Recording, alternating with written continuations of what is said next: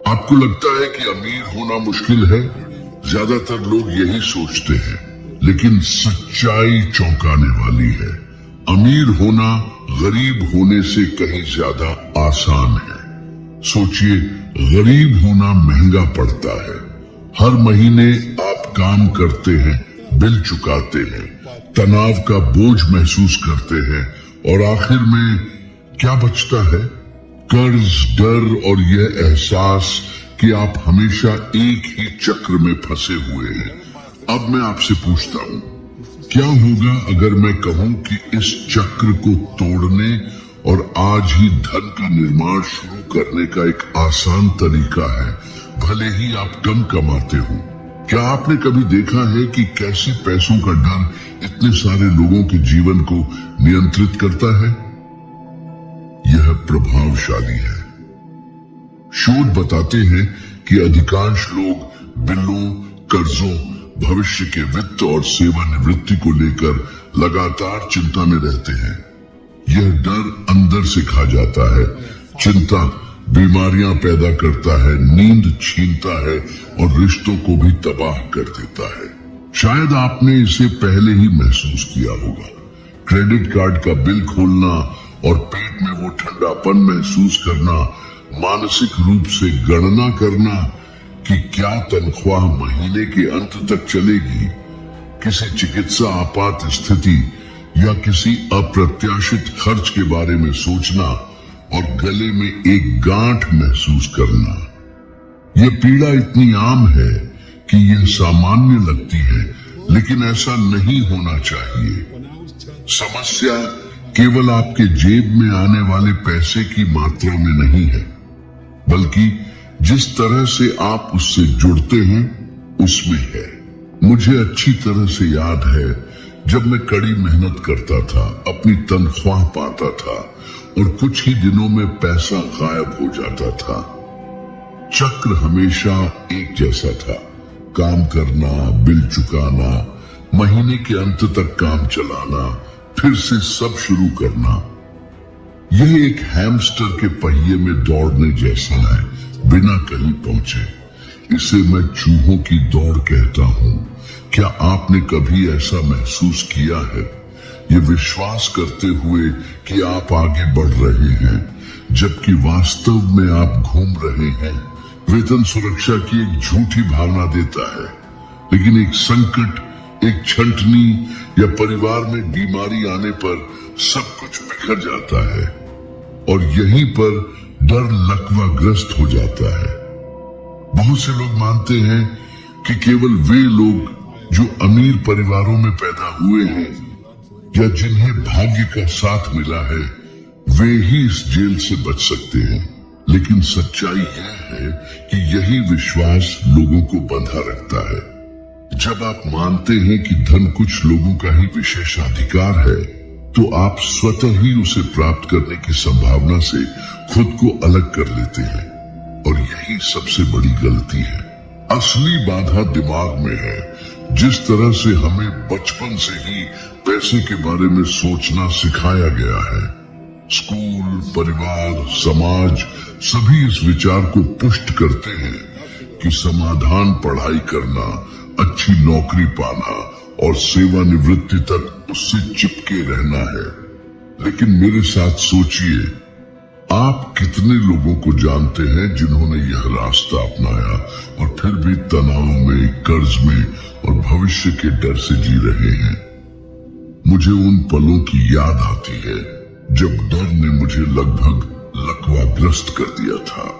ऐसी रातें थीं जब मैं बिस्तर पर लेटा रहता था और सोचता रहता था, क्या होगा अगर कल मेरे पास अपने बिल चुकाने के लिए पैसे नहीं होंगे? क्या होगा अगर कंपनी के दरवाजे बंद हो जाए? क्या होगा अगर मैं अपने परिवार का पालन पोषण नहीं कर पाऊंगा? यह असुरक्षा दर्द देती है, लेकिन इसी भेद्यता के क्षण में मुझे कुछ शक्तिशाली का एहसास हुआ। डर तभी गायब होता है जब आप नियंत्रण लेना शुरू करते हैं, क्योंकि जितना ज्यादा आप वित्तीय वास्तविकता का सामना करने से बचते हैं, डर उतना ही मजबूत होता जाता है। वित्तीय मनोविज्ञान पर अध्ययन दर्शाते हैं कि पैसे की समस्याएं दुनिया में क्रोनिक तनाव के मुख्य कारणों में से है। कर्ज में डूबे लोगों में चिंता का स्तर अधिक होता है और शारीरिक लक्षण भी दिखाई देते हैं, जैसे सिर दर्द, अनिद्रा और हृदय संबंधी समस्याएं। इसका मतलब है कि हम केवल एक स्प्रेडशीट में संख्याओं के बारे में बात नहीं कर रहे हैं, बल्कि आपके स्वास्थ्य, आपकी भलाई, आपके जीवन की गुणवत्ता के बारे में बात कर रहे हैं। और यही एक कारण है कि मैं वित्तीय शिक्षा पर इतना जोर देता हूं, क्योंकि जब आप पैसे के खेल को समझते हैं तो आप डर को कम करते हैं, और जब डर कम होता है तो आपको और स्पष्ट रूप से सोचने और बेहतर निर्णय लेने के लिए जगह मिलती है। शायद इस समय आप सोच रहे होंगे कि कोई रास्ता नहीं है, लेकिन कल्पना कीजिए कि अगर आप पैसे को एक अलग तरीके से देखना शुरू कर दें, इसके बजाय कि इसे केवल बिलों के भुगतान के लिए देखना, इसे स्वतंत्रता के निर्माण के लिए एक उपकरण के रूप में सोचना, जो डर आज आपको घुट रहा है वह आपकी कहानी बदलने के लिए ईंधन बन सकता है।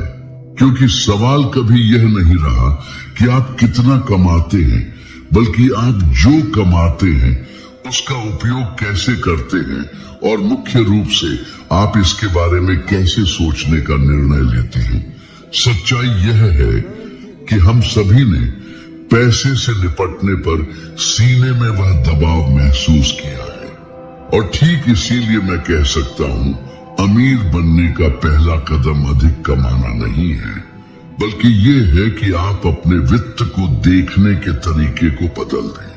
जब आप इसे समझ लेते हैं तो डर अपनी ताकत खो देता है, और आप अंततः चूहों की दौड़ से बाहर निकलने और हमेशा के लिए कुछ बनाने के लिए स्पष्टता प्राप्त करना शुरू करते हैं। बहुत से लोग यह मानकर जीते हैं कि सबसे ज्यादा वित्तीय सुरक्षा एक स्थायी नौकरी में है, जिसमें महीने के अंत में वेतन की गारंटी होती है। यह विचार तार्किक लगता है, क्योंकि हमें बचपन से ही इस तरह सोचना सिखाया गया है। पढ़ाई करें, अच्छी नौकरी पाएं, कड़ी मेहनत करें, वेतन वृद्धि पाएं और शांति से जीवन बिताएं। लेकिन यह आधुनिक दुनिया का सबसे बड़ा भ्रम है, क्योंकि व्यवहार में जब आप केवल एक ही आय के स्रोत पर निर्भर होते हैं, तो आप रेत के महल पर अपनी जिंदगी बना रहे होते हैं। बस एक लहर, एक अप्रत्याशित संकट, अचानक छंटनी, और वह सब कुछ जिसमें आप विश्वास करते थे कुछ ही दिनों में बिखर जाता है।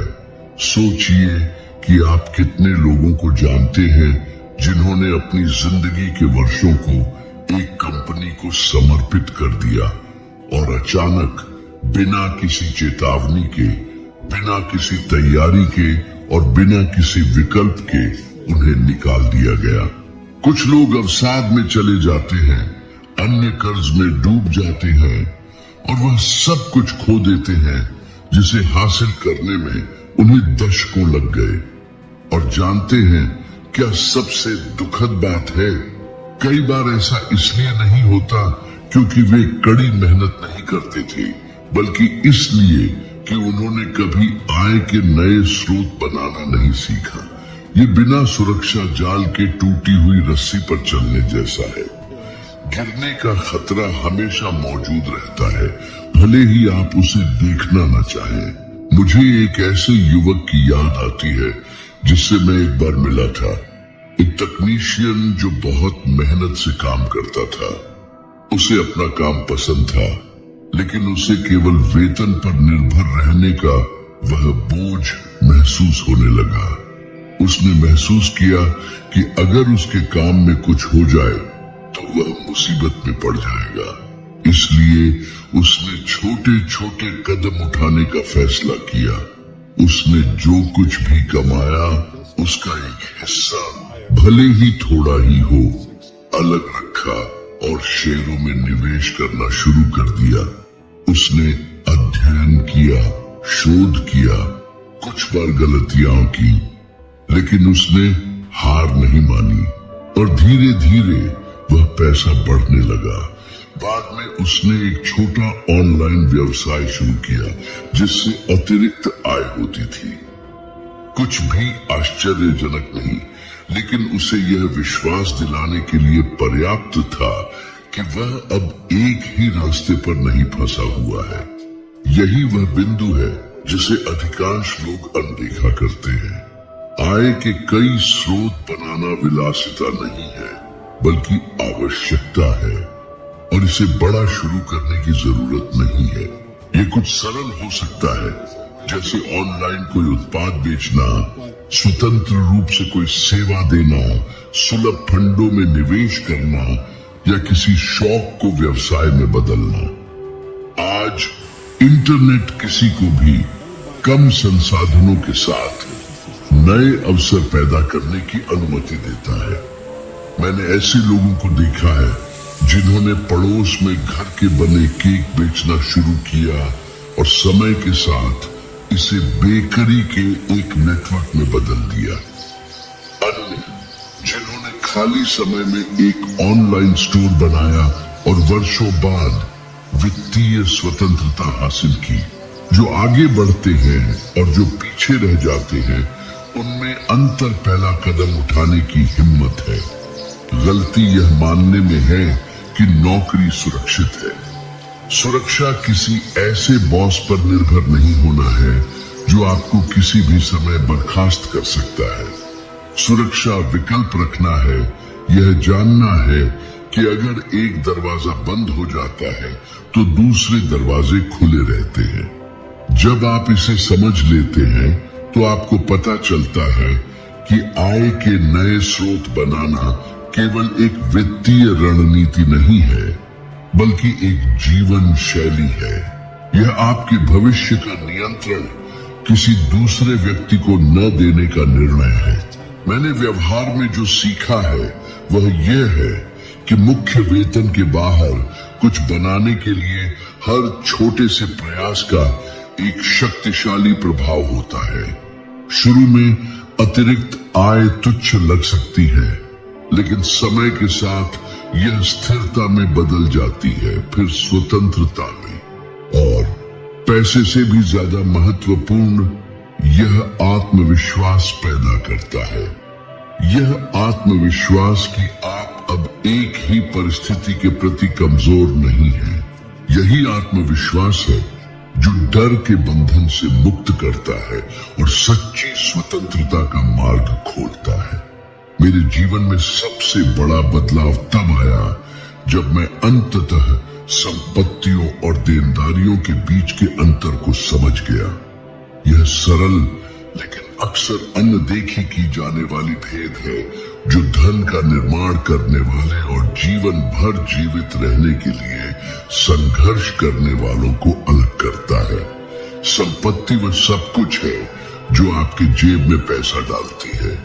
देनदारी वह है जो ले जाती है। यह स्पष्ट लगता है, लेकिन ज्यादातर लोग दोनों को भ्रमित करते हैं और यह मानते हुए कि वे अमीर हो रहे हैं, कर्ज में डूब जाते हैं। यही कारण है कि इतने सारे लोग नई कारें, विशाल घर और उपभोग्य वस्तुएं खरीदते हैं जैसे कि वे समृद्धि के प्रतीक हों, जबकि वास्तव में वे केवल ऐसी देनदारियां जमा कर रहे हैं जो महीने दर महीने चुपके से उनके पैसे को खत्म कर रही हैं। मैंने खुद इस अर्थ में कड़वे अनुभव किए हैं। एक समय था जब मैंने एक बड़ा आलीशान घर खरीदा था जिसे मैं अपनी सफलता का प्रमाण मानता था। गहराई से मैं खुद को यह साबित करना चाहता था कि मैं जीत गया हूं, लेकिन कुछ ही समय बाद मुझे एहसास हुआ कि वह घर मुझे आर्थिक रूप से निगल रहा था। किश्तें, ब्याज, कर, रखरखाव यह सब मेरे कंधों पर एक भारी बोझ था। यह जानकर बहुत दुख हुआ कि एक संपत्ति के बजाय मैंने एक ट्रॉफी के रूप में छिपी हुई देनदारी खरीदी थी। इस सबक की कीमत बहुत चुकानी पड़ी, लेकिन इसने हमेशा के लिए पैसे से निपटने के मेरे तरीके को बदल दिया। अगर आप ध्यान से देखेंगे तो आपको पता चलेगा कि यह भ्रम आम है। बहुत से लोग मानते हैं कि जिस घर में वे रहते हैं वह एक संपत्ति है, लेकिन यह तभी संपत्ति बनती है जब वह आय उत्पन्न करती है, जैसे कि किराए पर दिए गए मकान के मामले में।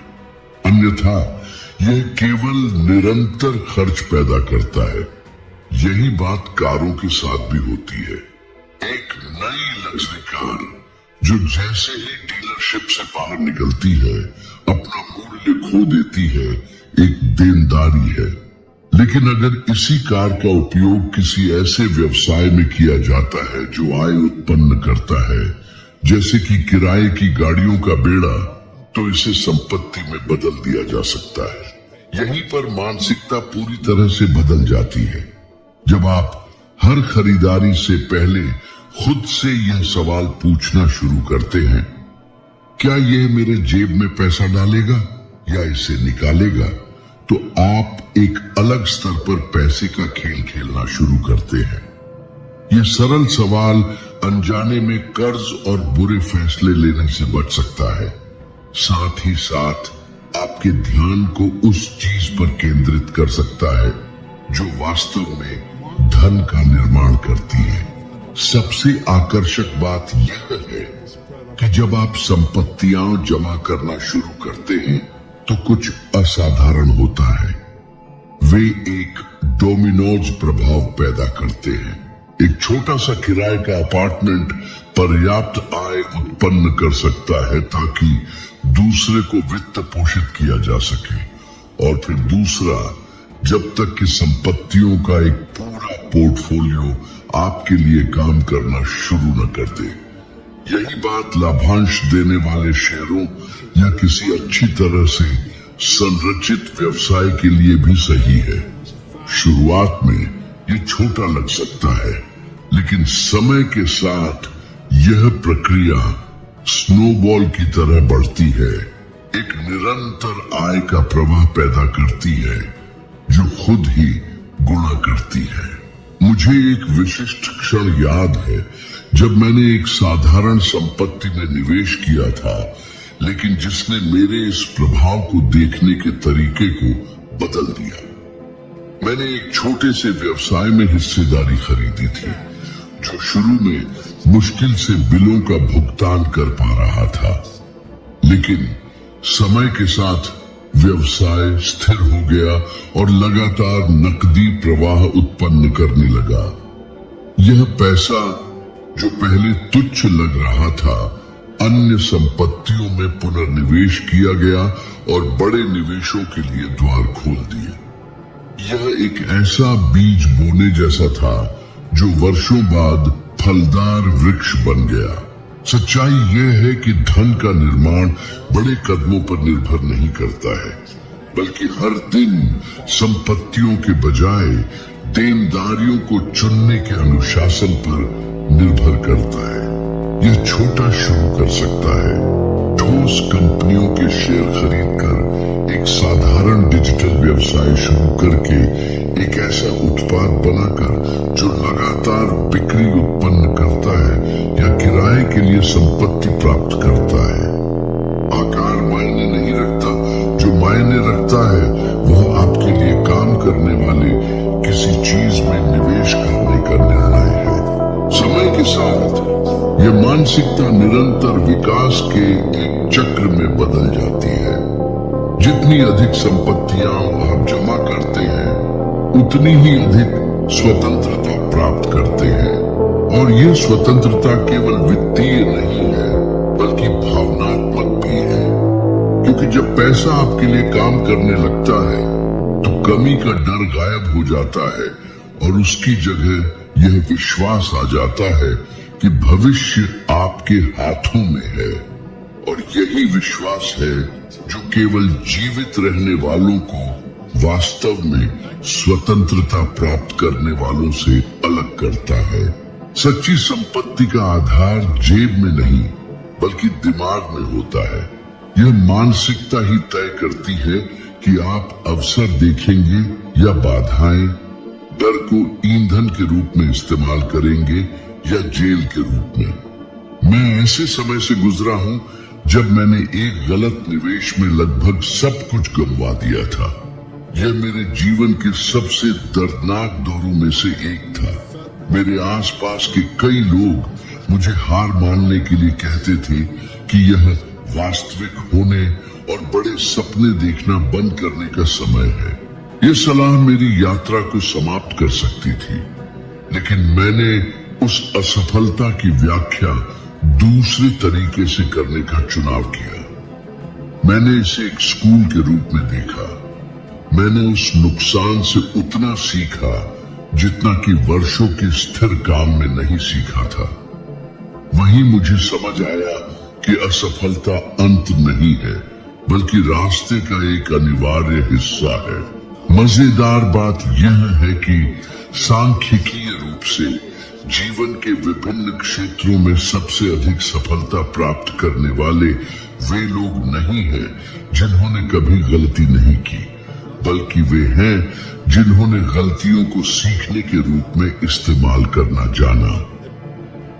स्क्रैंटन विश्वविद्यालय के एक अध्ययन से पता चला है कि जो लोग अपने लक्ष्यों को लिखते हैं उनकी सफलता की दर उन लोगों की तुलना में 42% अधिक होती है जो केवल उनके बारे में सोचते हैं। इसका मतलब है कि स्पष्टता और मानसिकता अमूर्त विचार नहीं है बल्कि ठोस आंकड़े हैं जो उनकी ताकत को सिद्ध करते हैं। और यहाँ एक ऐसा प्रश्न है जो आपका जीवन बदल सकता है। क्या आपने स्पष्ट रूप से लिखा है कि आप अगले 5 वर्षों में आर्थिक रूप से कहां रहना चाहते हैं? केवल एक अस्पष्ट इच्छा नहीं बल्कि एक विशिष्ट लक्ष्य, कुछ ऐसा जिसे आप हर दिन देख सके। मुझे याद है जब मैंने इसे करना शुरू किया था, मैंने एक साधारण कॉपी ली और ऐसे लक्ष्य लिखे जो उस समय असंभव लग रहे थे। उनमें से इतनी आर्थिक स्वतंत्रता प्राप्त करना कि मुझे फिर कभी वेतन पर निर्भर न रहना पड़े। लिखते समय मैंने कल्पना करना शुरू कर दिया और कल्पना करते समय मुझे विश्वास होने लगा। इस प्रक्रिया ने मेरे दैनिक निर्णयों को बदल दिया। छोटे छोटे चुनाव जो पहले अप्रासंगिक लगते थे एक बड़े उद्देश्य से निर्देशित होने लगे। मैंने क्षणिक चीजों पर खर्च करना बंद कर दिया और टिकाऊ संपत्तियों में निवेश करना शुरू कर दिया।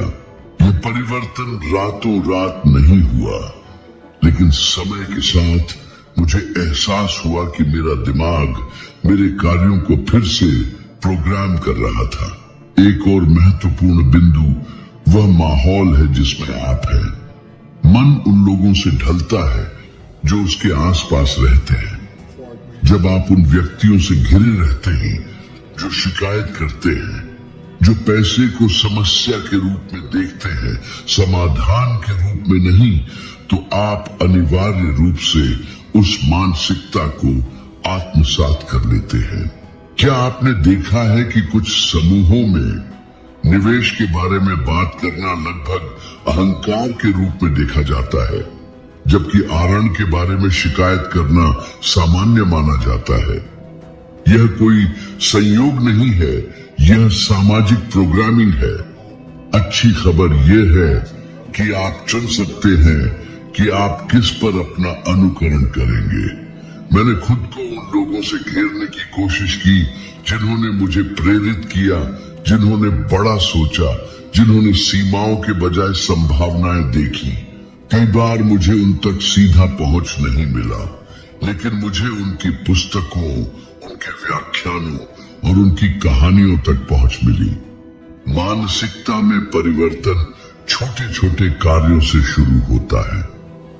ये तय करना कि अपने सारे पैसे को तत्काल आनंद में खर्च करने के बजाय आप उसका कुछ हिस्सा भविष्य में बढ़ने वाली किसी चीज में लगाएंगे। यह तय करना कि केवल समस्याओं पर ध्यान केंद्रित करने के बजाय आप अवसरों को देखने के लिए अपनी आंखों को प्रशिक्षित करेंगे। यह तय करना कि डर के आगे खुद को रुकने के बजाय आप उसे अगला कदम उठाने के लिए साहस में बदल देंगे, क्योंकि साहस डर की अनुपस्थिति नहीं है बल्कि उसके बावजूद कार्य करना है। जो लोग स्वतंत्रता प्राप्त करते हैं और जो बंधे रहते हैं, उनके बीच का अंतर यह है कि वे अपने द्वारा लिए गए विश्वासों से कैसे निपटते हैं। बहुत से लोग मानते हैं कि उनके पास निवेश करने की कभी स्थिति नहीं होगी क्योंकि उनके पास अतिरिक्त पैसा नहीं है। लेकिन सच्चाई यह है कि यह इस बारे में नहीं है कि आपके पास अभी कितना है, बल्कि इस बारे में है कि आप जो है उसके बारे में कैसे सोचते हैं। जब आप मानसिकता बदलते हैं तो सीमित संसाधन भी गुणा करने लगते हैं और इसी बिंदु पर जीवन बदलना शुरू हो जाता है, क्योंकि आपको पता चलता है कि चाबी बाहर नहीं थी बल्कि हमेशा आपके अंदर ही थी। मेरे जीवन में सबसे बड़ा बदलाव तब हुआ जब मुझे एहसास हुआ कि ज्ञान सबसे शक्तिशाली संपत्ति है।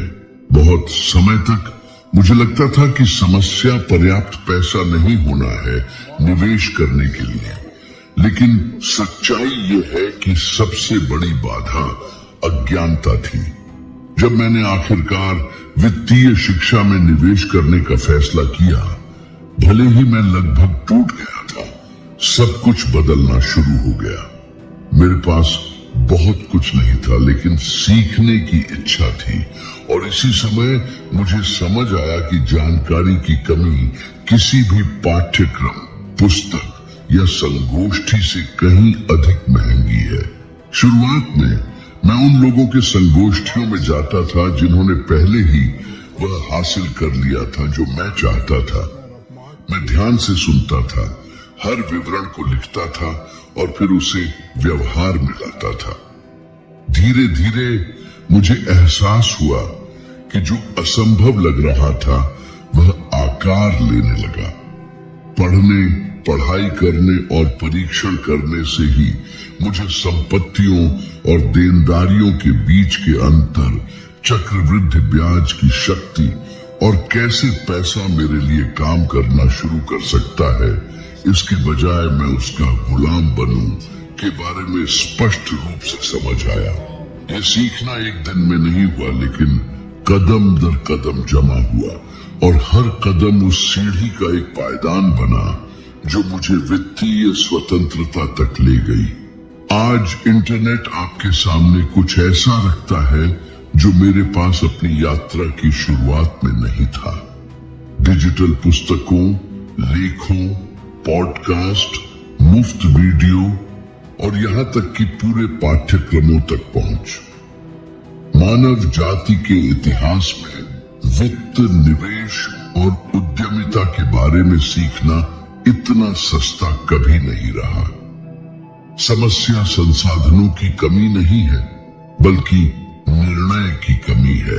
अधिकांश लोग सोशल मीडिया पर घंटों बिताते हैं, लेकिन वे भविष्य को बदलने वाली किसी चीज को सीखने के लिए दिन में कुछ मिनट भी नहीं देते हैं। यह साधारण चुनाव यह तय करता है कि कौन चूहों की दौड़ में बना रहता है और कौन धन का निर्माण करना शुरू करता है।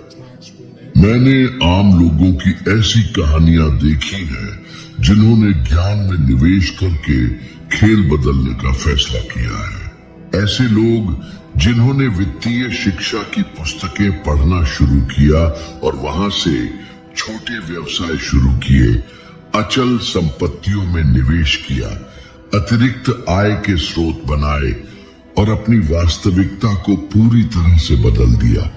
दूसरी ओर मैंने ऐसे प्रतिभाशाली लोगों को भी जाना है जिन्होंने कभी सीखने का काम नहीं किया। उन्होंने वित्तीय अज्ञानता में बने रहना पसंद किया और संकटों में सब कुछ गंवा दिया क्योंकि उनके पास तैयारी नहीं थी।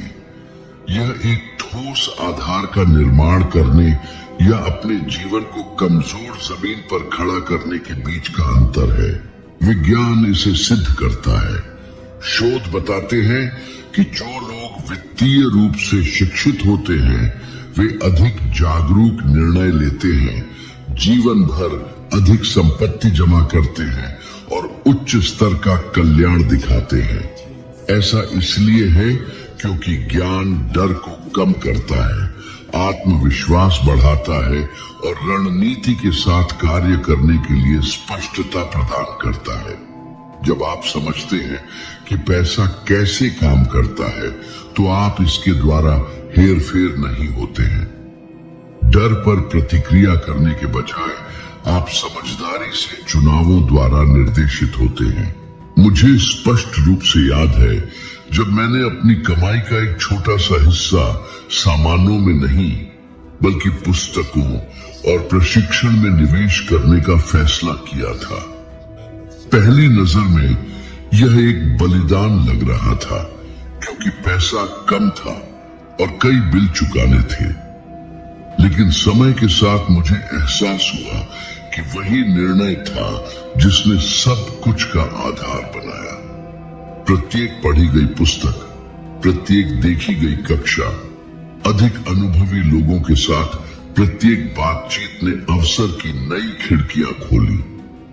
जो पहले असंभव लग रहा था वह प्राप्त करने योग्य होने लगा। और यही कारण है कि मैं हमेशा दोहराता हूँ, एक बार में सब कुछ जानना आवश्यक नहीं है, लेकिन लगातार सीखना आवश्यक है। प्रत्येक नया ज्ञान आपके शस्त्रागार में एक और उपकरण है। प्रत्येक छोटे से लागू पाठ का परिणाम जमा होता है और लंबे समय में आपकी पूरी यात्रा को बदल देता है। निवेश, व्यवसाय या व्यक्तिगत वित्त के बारे में अध्ययन करने के लिए प्रतिदिन 30 मिनट अलग रखने के प्रभाव की कल्पना करें। यह कम लगता है, लेकिन एक वर्ष में यह एक बेहतर भविष्य के निर्माण के लिए 180 घंटे से अधिक हो जाते हैं। मैं जो चुनौती देता हूं वह सरल है। अगले 30 दिनों में आप जो कुछ भी कमाते हैं उसका 10% अलग रखें और उस राशि का निवेश ज्ञान और संपत्तियों में करें। यह एक पुस्तक, एक सुलभ ऑनलाइन पाठ्यक्रम या एक साधारण फंड में एक बुनियादी आवेदन भी हो सकता है। महत्वपूर्ण राशि नहीं है बल्कि आदत है, क्योंकि यह आदत निरंतरता बनाती है और निरंतरता परिवर्तन उत्पन्न करती है। इस तरह आप वित्तीय स्वतंत्रता का बीज बोते हैं। आज आप जो ज्ञान प्राप्त करते हैं वह कल परिणामों में गुणा हो जाता है, और जितना अधिक आप सीखते हैं उतना ही आप आत्मविश्वास से निर्णय लेने में सक्षम होते हैं, जो आपके भाग्य को हमेशा के लिए बदल देते हैं। आपके वित्तीय जीवन को वास्तव में बदलने वाली बात यह नहीं है कि आप आज कितना कमाते हैं, बल्कि आप पैसे के बारे में कैसे सोचते हैं, कार्य करते हैं और निर्णय लेते हैं। मानसिकता में यह बदलाव सबसे महत्वपूर्ण बिंदु है, क्योंकि इससे आय के नए स्रोत बनाने का साहस, संपत्तियों को जमा करने की आदत और ज्ञान में निवेश करने की प्रतिबद्धता पैदा होती है। जागरूकता से किया गया प्रत्येक छोटा सा चुनाव स्वतंत्रता की दिशा में एक कदम है।